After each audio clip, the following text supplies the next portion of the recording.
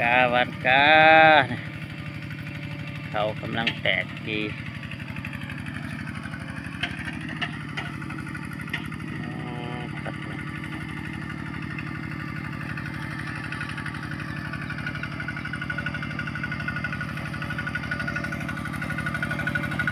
เด้อบันกาเด้อ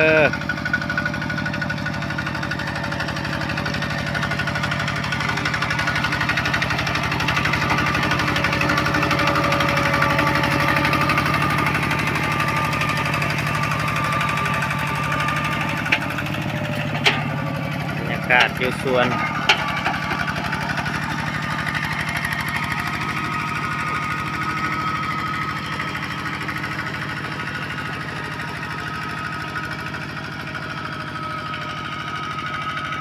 หน่อยหนึ่งน้องเลย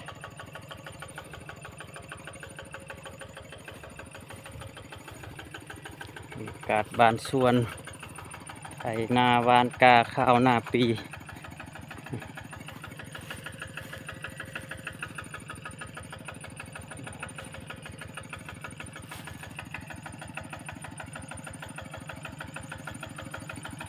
หลังจากเขาไถแล้วเขาขาดนะ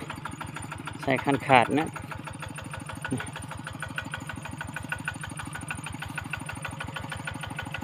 ขาดแล้วจึงมัดใหม่เพื่อปรับระดับให้มันเพียง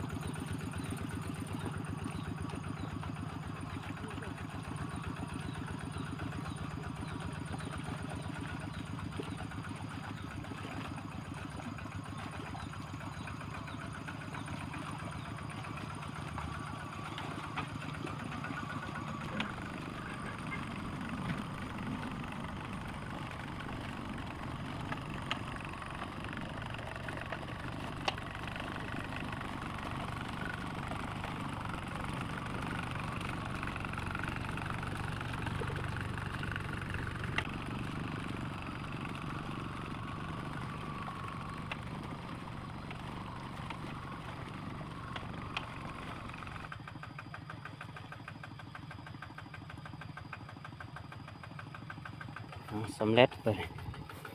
ขาดเรียบร้อยพี่น้องกระบวนยังบ่เสมอกันเลยนะทางนี้ยังโน่นเลยนะ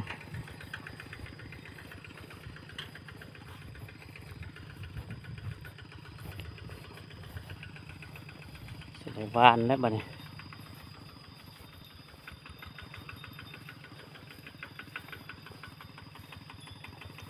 เราจะจงทางกลางสองวางทางกลางเราจะวานโซนเมืองนี้กับเมืองนี้นะการทำการเด้อ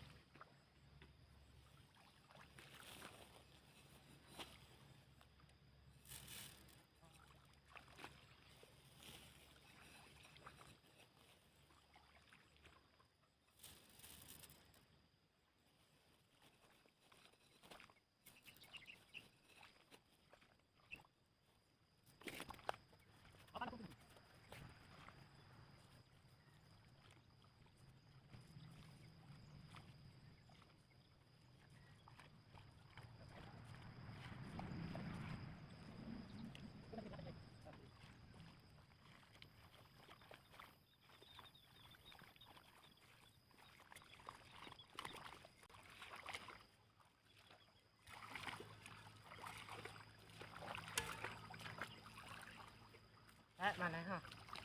โอ้ยโยกกระเบน รับ จะ แล้ว แตะก่อน รับแล้วช่วย รับแล้วแถวใหม่อ๋อแถวไหน เจอ อ๋อ จับเดี๋ยวไปจ้ะ มันกระลุ่นแกงใหม่ก็นั่งใหม่กระวิดนี่จุนั่นแช่เท่าไหน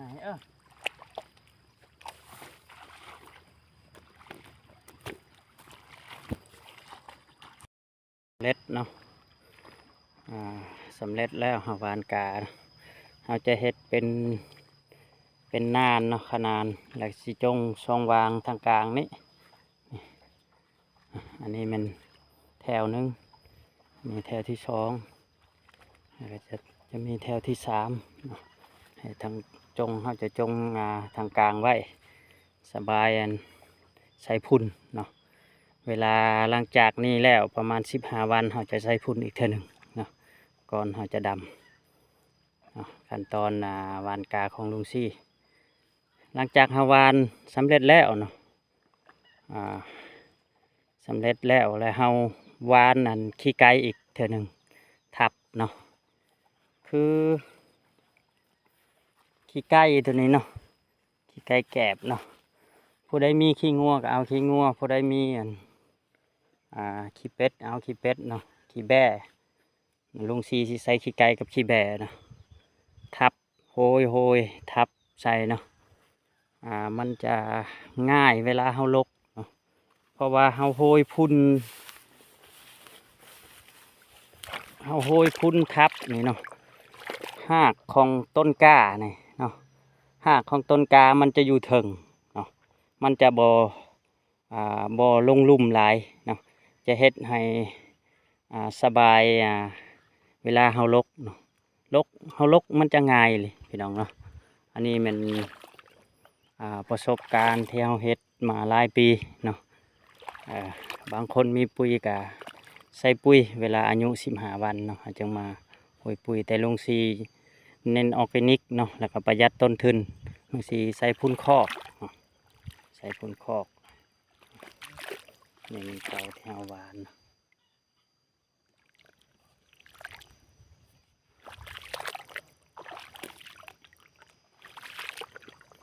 เราจะโหยทับเนาะโหยปุ๊บเฮาวานเสร็จแล้วเฮาโหยขี้ไก่